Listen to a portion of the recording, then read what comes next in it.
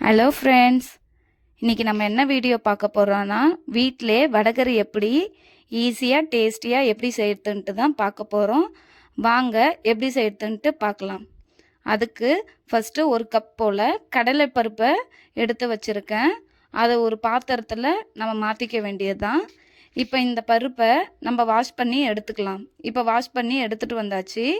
ஒரு cup கடலைப்பருப்புக்கு 2 cup போல் தண்ணி சேர்த்துக்க வேண்டியதுதான். சேர்த்துட்டு ஒரு 2 மணி நேரம் இது ஊறினா போதும்.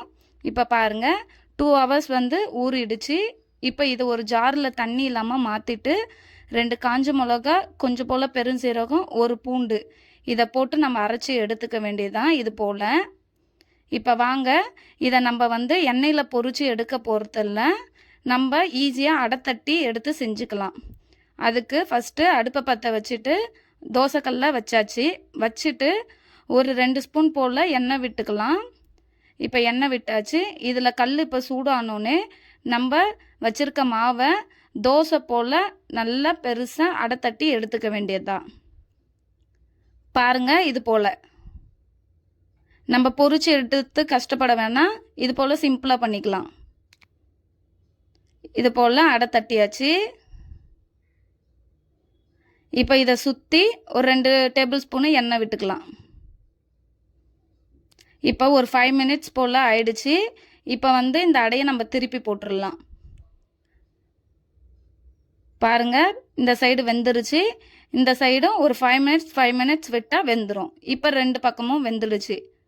இப்போ அடை தட்டி எடுத்தாச்சு. இவங்க பாருங்கள், நல்லா வந்திருக்கு. இதை ஃபேன் காற்றுல இப்போ வச்சிடலாம்.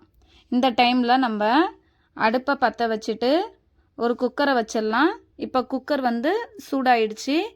இந்த டைமில் நம்ம ஒரு 3 டேபிள் ஸ்பூன் போல் எண்ணெய் விட்டுக்கலாம். எண்ணெய் விட்டாச்சு. இப்போ எண்ணெய் காஞ்சிடுச்சு. இந்த டைமில் நம்ம இதுக்கு தேவையான பட்டை, லவங்கம், கிராம்பு, ஏலக்காய் இதை சேர்த்துருக்கேன். உங்களுக்கு ஏற்ற மாதிரி நீங்கள் சேர்த்துக்கோங்க. இது கூட கொஞ்சம் பெருஞ்சீரகமும் ஆட் பண்ணிக்கலாம். ரொம்ப வேணாம், ஏன்னா நம்ம அடை தட்டுறப்பே அதில் போட்டிருக்கோம். இதில் கொஞ்சம் போல் இருந்தால் போதும். இப்போ பொரிய ஆரம்பிச்சிடுச்சு. இந்த டைமில் நம்ம ஒரு 2 வெங்காயம் போல் கட் பண்ணி வச்சுருக்கேன். அதை சேர்த்துக்க வேண்டியது தான்.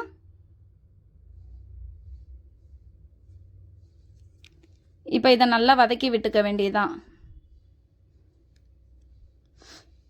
இதில் இருக்க பச்சை வாசனை போகணும், அந்தளவு நம்ம வதக்கி விட்டுக்க வேண்டியதுதான். இப்போ இது கூட 2 போல் மிளகா, பச்சை மிளகா கட் பண்ணி சேர்த்துருக்கேன். அதையும் சேர்த்துட்டு நல்லா மிக்ஸ் பண்ணிக்க வேண்டியது தான். வெங்காயம் நல்லா வதங்கி வந்துடுச்சு. இந்த டைமில் 1 ஸ்பூன் போல் இஞ்சி பூண்டு பேஸ்ட்டு சேர்த்துக்கலாம். உங்களுக்கு வேணும்னா 2 ஸ்பூன் கூட நீங்கள் சேர்த்துக்கோங்க. இப்போ நல்லா வதக்கி விட்டுக்க வேண்டியது தான். இது இப்போ வதங்கிடுச்சு. இந்த டைமில் நம்ம கட் பண்ணி வச்சுருக்க ஒரு 3 தக்காளியை இதில் சேர்த்துக்கிறேன்.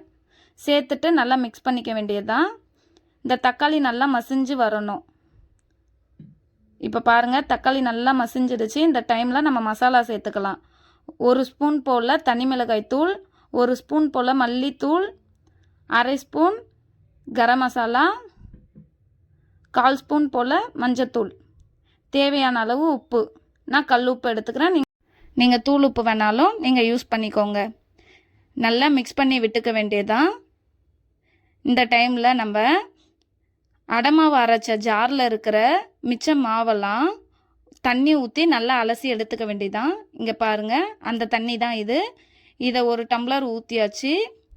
இப்போ இன்னொரு டம்ளர் தண்ணியும் ஆட் பண்ணிக்க வேண்டியது தான். இன்னும் ஒரு 1/2 கிளாஸ் போல் சேர்த்துக்க வேண்டியது தான். மொத்தம் 2.5 கிளாஸ் போல் தண்ணி விட்டுருக்கேன். இப்போ எல்லாத்தையும் ஒன்றா சேர்த்தாச்சு. இப்போ பாருங்கள், நல்லா தண்ணி கொதிக்க ஆரம்பிச்சிடுச்சு. இந்த டைமில் நம்ம ஃபேன் காற்றுல வச்சுருந்த அந்த அடையை நல்லா இது போல் உதிரியாக பிச்சு சேர்த்துக்க வேண்டியது தான். இப்போ இது எல்லாத்தையும் ஒன்றா சேர்த்துட்டு நல்லா மிக்ஸ் பண்ணி விட்டுக்க வேண்டியது தான். இது போல் நல்லா மிக்ஸ் பண்ணிக்கோங்க. மிக்ஸ் பண்ணிவிட்டு உப்பு, காரம் எல்லாம் கரெக்டாக இருக்கான்னு செக் பண்ணிக்கோங்க. நம்ம இருந்தாலும் தண்ணி ஊற்றினாலும் நல்லா திக்காக தான் இருக்குது. இப்போ இன்னும் 1 கிளாஸ் போல் தண்ணி ஆட் பண்ணிக்க வேண்டியது தான். மொத்தம் 3.5 கிளாஸ் போல் தண்ணி ஆட் பண்ணியிருக்கேன். இப்போ குக்கரை வந்து க்ளோஸ் பண்ணிக்க வேண்டியது தான். க்ளோஸ் பண்ணிட்டு ஒரு 2 விசில் போல் நம்ம விட்டு எடுத்துக்கலாம். இப்போ 2 விசில் வந்துடுச்சு. இப்போ விசில் எல்லாம் அடங்கிடுச்சு. இந்த டைமில் நம்ம குக்கரை ஓப்பன் பண்ணிக்க வேண்டியது தான். பாருங்கள், நல்லா வெந்து வந்துச்சு. இப்போ நல்லா மிக்ஸ் பண்ணிக்கலாம். இப்போ இதில் ஒரு 1/2 ஸ்பூன் போல் நம்ம நெய் விட்டுக்கலாம். நெய் விட்டால் இன்னும் டேஸ்ட் வந்து சூப்பராக இருக்கும். இப்போ நெய் விட்டோன்னே மொத்தத்தையும் நம்ம நல்லா மிக்ஸ் பண்ணி எடுத்துக்க வேண்டியதுதான். இப்போ மிக்ஸ் பண்ணியாச்சு. இப்போ இந்த வடகரியை ஒரு பவுலில் மாற்றிக்க வேண்டியதுதான். பாருங்கள் எவ்வளோ சூப்பராக இருக்குன்ட்டு. இந்த வடகரியை நீங்கள் தோசை, இட்லி, சப்பாத்தி எதுக்கு வேணாலும் இதை நீங்கள் வச்சு சாப்பிட்லாம். டேஸ்ட்டும் சூப்பராக இருக்கும். கண்டிப்பாக இதை ஒரு தடவையாச்சும் செஞ்சு சாப்பிட்டு பாருங்கள். உங்களுக்கு இந்த வீடியோ பிடிச்சிருந்தா லைக் பண்ணுங்கள், ஷேர் பண்ணுங்கள், கமெண்ட் பண்ணுங்கள், சப்ஸ்கிரைப் பண்ணுங்கள். பாய்.